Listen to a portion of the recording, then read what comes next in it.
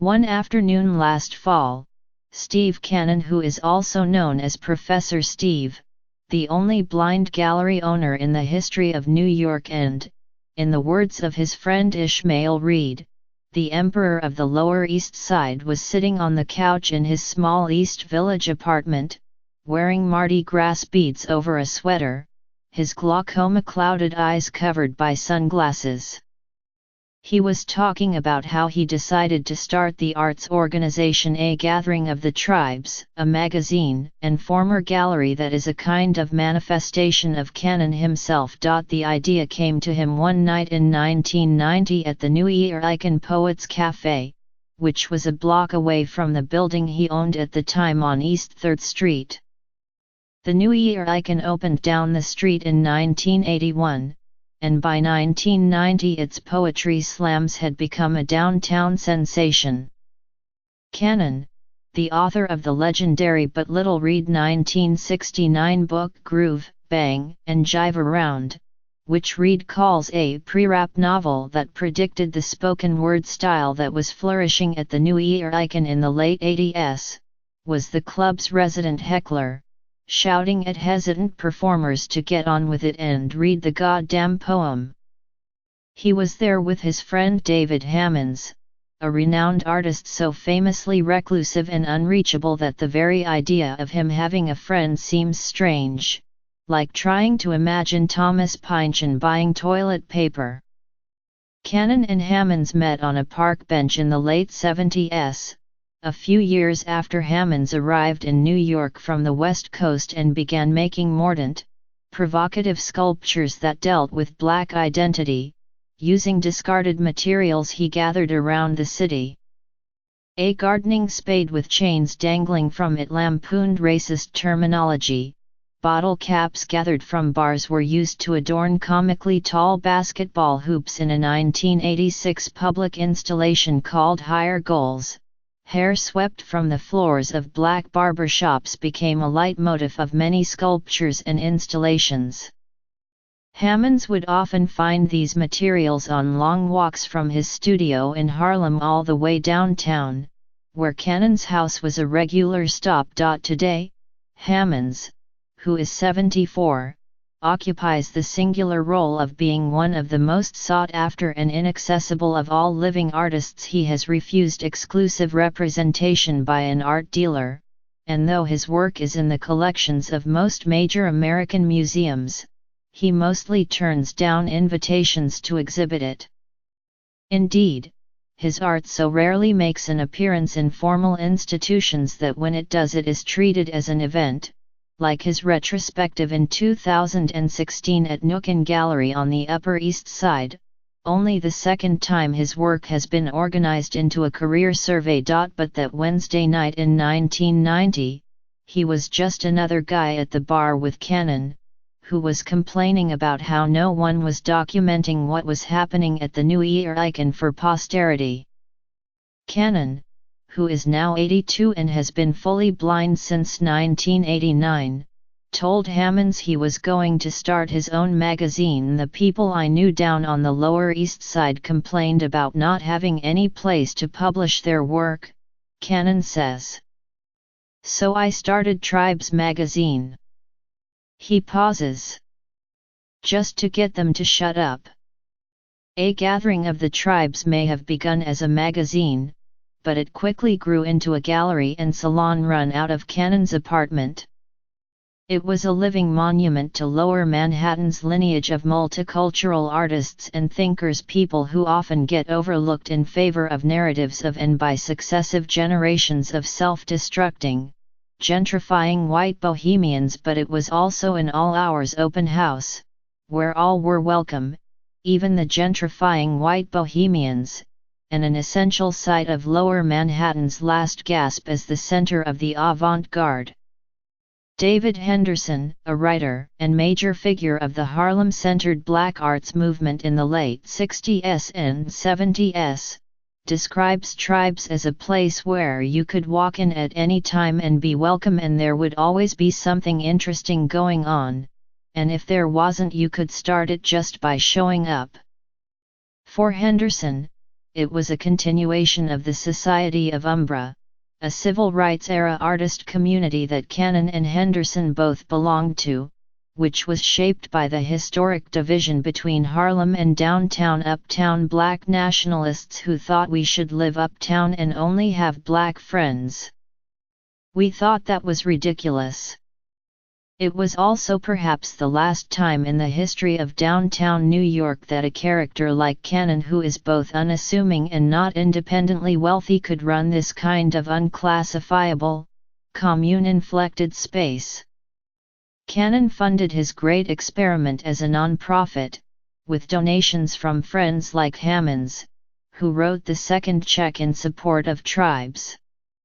He created a space in which everyone who entered, from old friends like Reed to members of the Sun Ra Orchestra, who played in Cannon's backyard in 1995, benefited creatively from the environment he encouraged.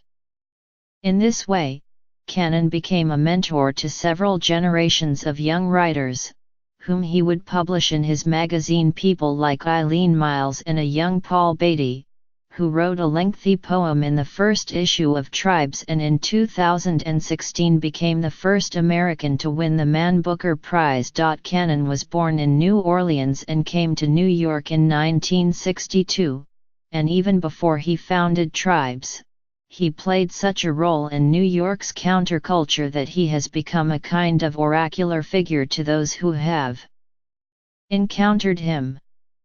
In the early 60s, he convened informal discussions about music and literature with writers like Henderson and Reed and other members of Umbra. In the 1970s, Cannon ran a publishing house with Reed and the poet Joe Johnson that was one of the first independent presses to focus on multicultural literature. The painter Gerald Jackson once saved him from drowning in the Hudson River. Sun Ra used to seek him out to tell stories about flying around in space. If he says he flew into space, then I guess he flew into space, Cannon says. He helped integrate the public university school system in New York by becoming an early faculty member at Medgar Evers College in Brooklyn, where he taught humanities. The composer Butch Morris refined his ideas of improvised music in his living room. But despite, and alongside, his role as a cultural curator, Cannon's legacy is very much entwined with that of Hammonds's.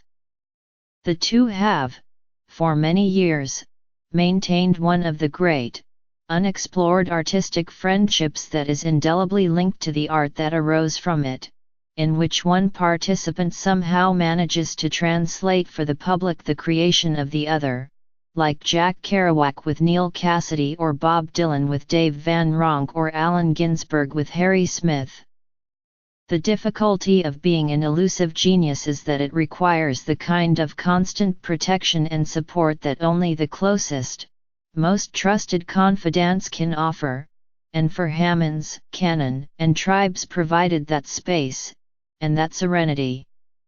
Hammonds made off-the-cuff pieces in the East 3rd Street house, like a series of so-called invisible paintings, by tracing the frames of artworks that were already hanging on Cannon's walls, then removing those works from the walls altogether, leaving behind only thin outlines, or, more recently, having Cannon read a poem into an empty beer bottle and then sealing it up and placing it in the freezer.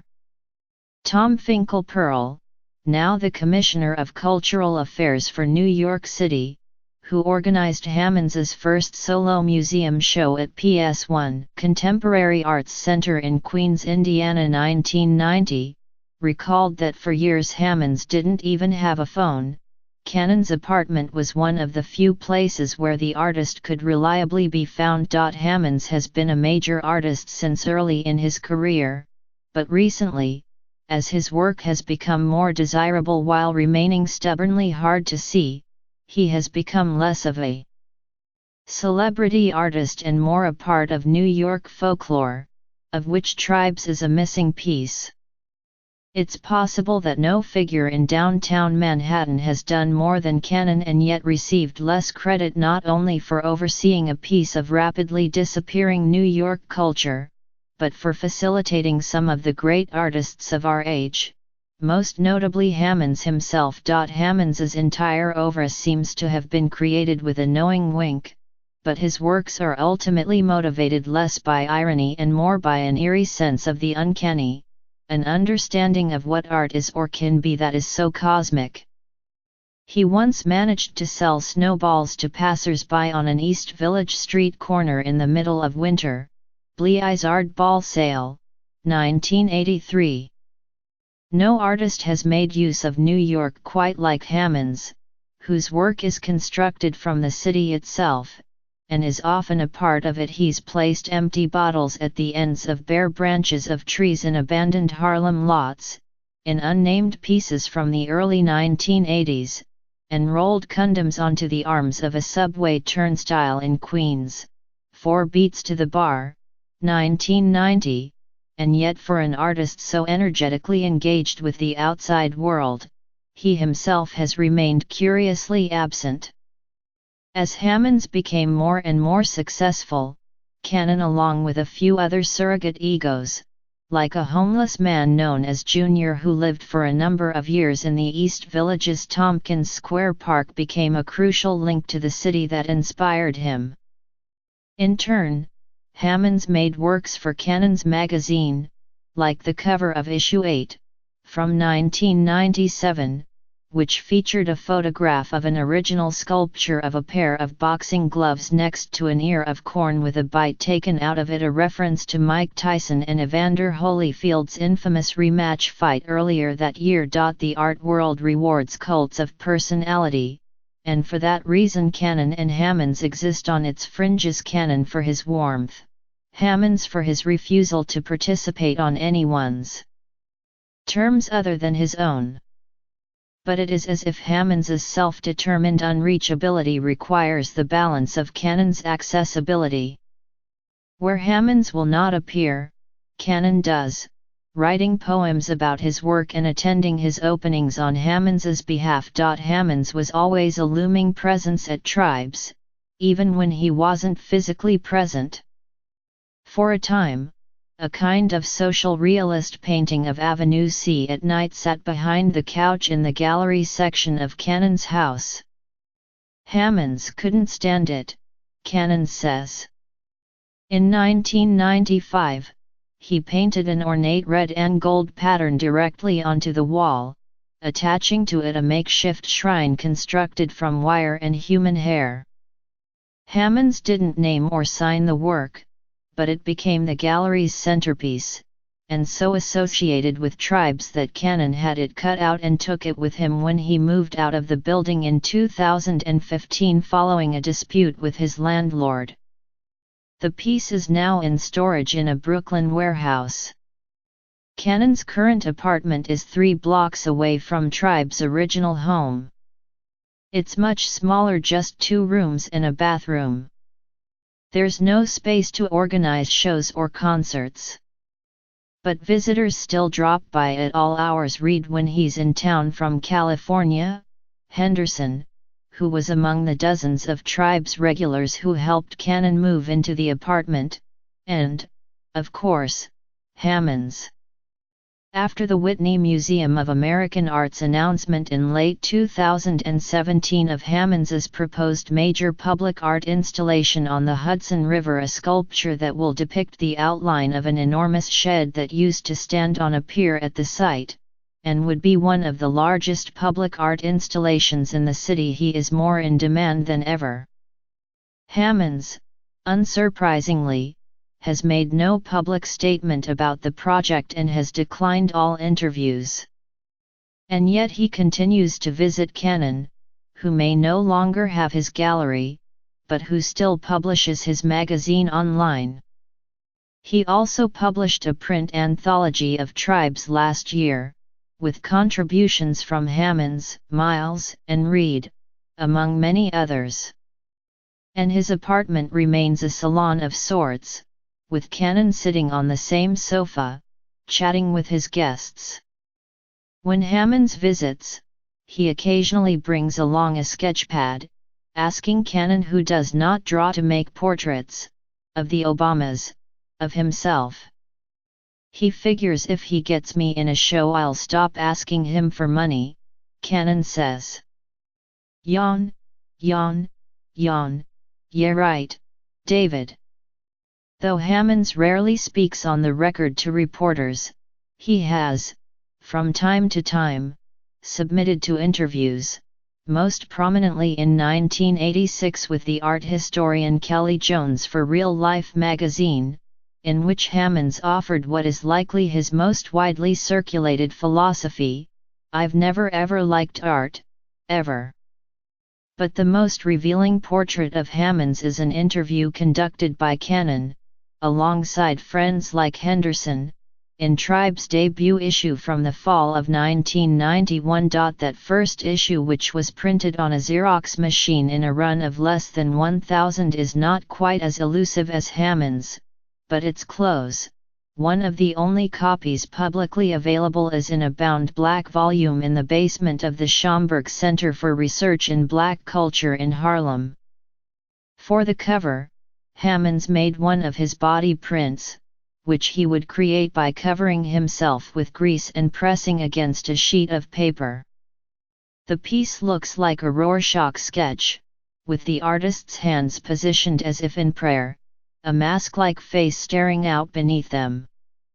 It was released the same year Hammonds declined an invitation to participate in the Whitney Biennial. In the interview, Hammonds explains his distaste for the art world. "I feel safe around musicians and poets," he says. "I'm serious, if an artist is coming down the street, I'll duck behind a car." Hammonds explains his alienation from the people you'd find in uptown galleries, whom he compares to dentists and lawyers. They got all them degrees, and they lost it all at the university. They lost the pureness of themselves, he says.